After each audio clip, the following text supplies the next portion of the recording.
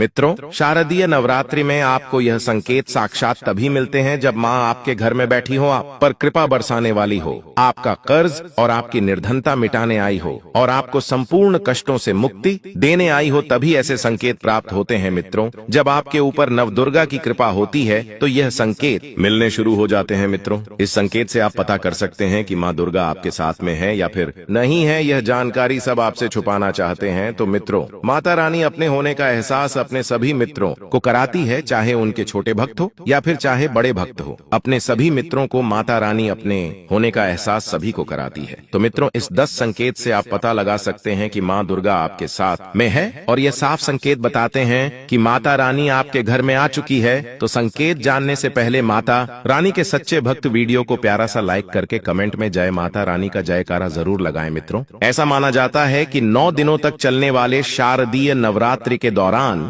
व्यक्ति मानसिक और शारीरिक रूप से मजबूत होता है, मनुष्य की आध्यात्मिक शक्ति बढ़ती जाती है। इस प्रकार लोग इच्छा, क्रोध, अहंकार, ईर्ष्या, लोभ आदि से मुक्त हो जाते हैं और उनका मन और शरीर शुद्ध हो जाता है और उनकी बुद्धि स्वाभाविक रूप से काम करने लगती है। आइए जानते हैं दोस्तों, माता रानी साथ में अगर हमारे होते हैं तो इस प्रकार के 10 संकेत मिलते हैं। कौन कौन से संकेत है, आइए थोड़ा इस वीडियो को ध्यान से सुनिएगा। अगर आप भी चाहते हैं कि माता रानी आपकी सभी मनोकामनाओं को पूर्ण करें तो मित्रों कमेंट बॉक्स में जरूर लिखना जय माता दी, आपका स्वागत है। तो आइए जानते हैं उन विशेष संकेतों को। तो दोस्तों, जब माता रानी आपके साथ में होती है तो यह 10 संकेत मिलते हैं जिससे आप पता लगा सकते हो कि माता रानी आपकी पूजा पाठ से प्रसन्न है, माता रानी आपके साथ में है। जब दोस्तों आपको पूजा के दौरान आंसू आने लगे, वैसे दोस्तों हम रोज की पूजा करते हैं लेकिन आंसू नहीं निकलते, लेकिन नवरात्रि के समय जब आप पूजा करें और आंसू आने लगे तो समझ जाना माता रानी आपके साथ में है। या फिर अगर आपको पूजा के दौरान ऐसा लगने लगे कि कोई आपके पीछे में खड़े हैं तो समझ जाना माता रानी आपके साथ साथ में, हमेशा आपके साथ में है। वह ऊर्जा स्वरूप बनकर आपके साथ में खड़ी रहती है। यह प्रथम संकेत है। मित्रों,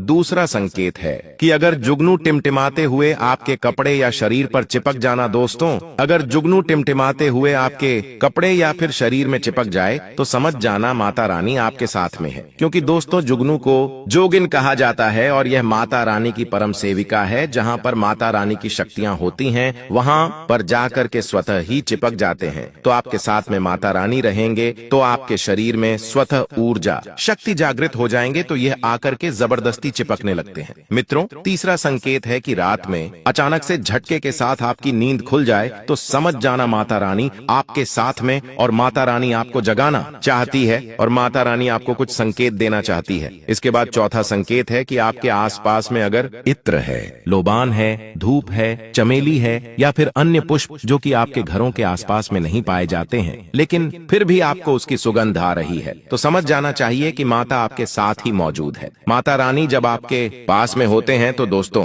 लोबान की खुशबू आती है, धूप और चमेली के पुष्प की खुशबू आती है और ऐसे पुष्प की खुशबू आती है दोस्तों जिसकी सुगंध हमने कभी नहीं ली, जो कि हमारे घरों के आसपास में नहीं होते हैं। तो इस संकेत से भी आप पता कर सकते हैं कि माता रानी आपके साथ में ही है। अब पांचवा संकेत जानते हैं दोस्तों। यदि आपको नवरात्रि के दौरान अगर आपको स्वप्न में कोई छोटी कन्या दिखाई देती है, क्योंकि छोटी कन्याओं को देवी का ही स्वरूप माना जाता है, तो नवरात्रि में अगर आपको छोटी कन्या दिख जाए या फिर लाल वस्त्र दिख जाए, लाल कलर की झंडा दिख जाए तो समझ जाना चाहिए कि माता रानी आपके साथ में ही है। इसी के साथ अगर ज्योत बत्ती जलाते समय अगर एक खास आकार ज्योत बत्ती में बनने लगे तो भी समझ जाना चाहिए कि माता रानी आपके साथ में है। दोस्तों, माता रानी नवरात्रि में यह संकेत अवश्य ही अपने सब मित्रों को दिखाती है। ये तो अभी आपने जान लिया कि माता साथ है तो यह संकेत मिलते हैं, लेकिन अभी हम यह जानेंगे कि तब कौन से संकेत मिलते हैं जब माता रानी हमारे घर में विराजमान हो चुकी है। तब कैसे पहचानेंगे कि माता रानी हमारे घर में प्रवेश कर चुके हैं। तो दोस्तों, इस बारे में भी आपको मैं विस्तार से बताऊंगा और आप इन संकेतों से पता लगा सकते हैं कि माता रानी आपके घर में आ चुकी है। और फिर माता रानी आपके घर में आ जाए तो जल्द ही आपके दोस्तों जो दुख है वह कट जाते हैं और आपके दिन दुगनी रात चौगुनी तरक्की होती है, आपको मनोवांछित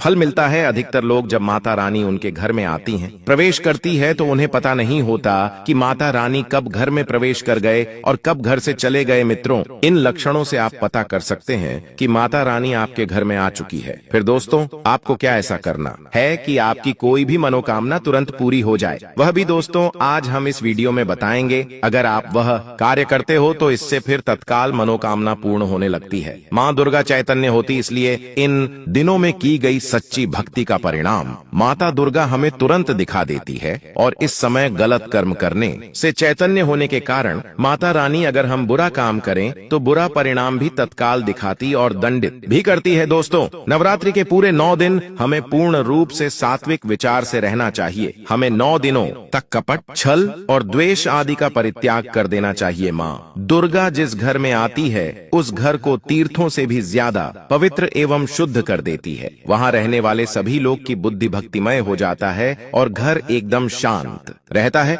आप भी अपने घर में चेक करना, ये अगर 10 में से कोई भी एक संकेत आपको मिलने लगे तो समझ जाना माता रानी आपके घर में आ चुकी है। तो आइए जानते हैं कुछ संकेतों के बारे में। संकेत बताने से पहले अभी तक आपने हमारे वीडियो को लाइक नहीं की तो वीडियो को लाइक कर चैनल को सब्सक्राइब जरूर कर लेना। दोस्तों, कई बार माता रानी हमारे घर में ही प्रवेश करते हैं, विराजमान हो जाती है। इस समयावधि में किसी भी प्रकार का शुभ कार्य, पूजा या उपाय करना वर्जित माना जाता है। ऐसा इसलिए क्योंकि यह समय अशुभ प्रभाव से युक्त होता है और इसमें किया गया कोई भी धार्मिक कार्य अपेक्षित फल नहीं देता। अब आगे बढ़ते हैं और जानते हैं कि 25 सितंबर को कौन कौन से शुभ मुहूर्त उपलब्ध रहेंगे। इस दिन प्रातःकालीन पूजा का पहला अवसर सुबह ठीक 6:11 से प्रारंभ होकर 7:41 तक चलेगा। उसके बाद दूसरा शुभ मुहूर्त प्रातः 10:42 से लेकर दोपहर 1:43 तक रहेगा। वहीं सायंकालीन पूजा का सर्वोत्तम समय शाम 6:14 से लेकर रात्रि 9:13 तक होगा। इस दिन सूर्योदय का समय भी सुबह 6:11 पर और सूर्यास्त का समय ठीक शाम 6:14 पर पड़ेगा। लेकिन ध्यान रखने योग्य बात यह है कि इस दिन राहु काल दोपहर 1:43 से लेकर 3:13 तक रहेगा और इस काल को हर दृष्टि से अशुभ माना गया है। ऐसे समय में न तो कोई धार्मिक अनुष्ठान करना चाहिए और न ही किसी शुभ कार्य की शुरुआत करनी चाहिए, क्योंकि इसका नकारात्मक प्रभाव पड़ सकता है। नवरात्रि के तीसरे दिन मित्रों को मां चंद्रघंटा की आराधना करनी चाहिए। इस दिन जब भी पूजा करें तो धूसर या भूरे रंग के वस्त्र धारण करना विशेष रूप से लाभकारी माना गया है। यह रंग माता को प्रिय है और साधक को शुभ फल देता है। साथ ही मां चंद्रघंटा सिंह वाहन पर सवार रहती हैं और उन्हें स्वर्णिम आभा भी अत्यंत प्रिय है। इसलिए सोने के रंग के वस्त्र धारण करना भी अत्यंत शुभ रहता है। इस दिन मित्रों को चाहिए कि वे प्रातःकाल ही स्नान आदि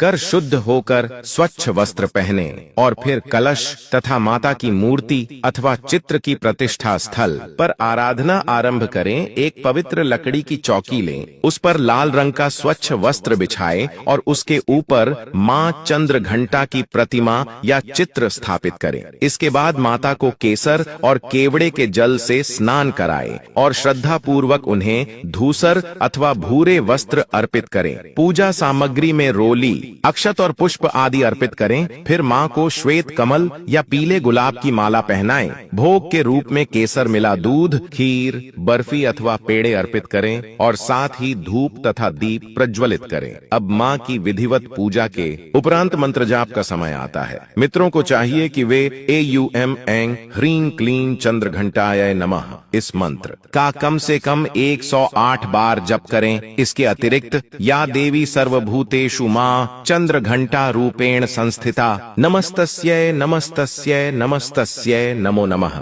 इस मंत्र का जप भी विशेष फलदायी होता है। मंत्र जाप पूर्ण करने के बाद अपने हृदय की इच्छाएं माता के समक्ष अवश्य रखें, क्योंकि मां चंद्रघंटा अपने मित्रों की सच्ची मनोकामनाओं को पूर्ण करने वाली मानी जाती हैं। पूजा की समाप्ति माता की आरती के साथ करनी चाहिए। मां चंद्रघंटा की आराधना का विशेष महत्व इसलिए भी है क्योंकि उनके घंटे की ध्वनि इतनी पावन और शक्तिशाली है कि यह अपने मित्रों की प्रेत बाधाओं और नकारात्मक ऊर्जाओं से रक्षा करती है। उनके नाम स्मरण मात्र से ही चारों ओर सकारात्मक ऊर्जा का संचार होता है। अब यदि मां चंद्रघंटा की कथा को समझें तो पाते हैं कि वह असुरों के विनाश और देवताओं देवताओं के उद्धार हेतु मां दुर्गा के तृतीय स्वरूप में प्रकट हुई थीं। उन्होंने भयंकर दैत्य सेनाओं का संहार कर देवताओं को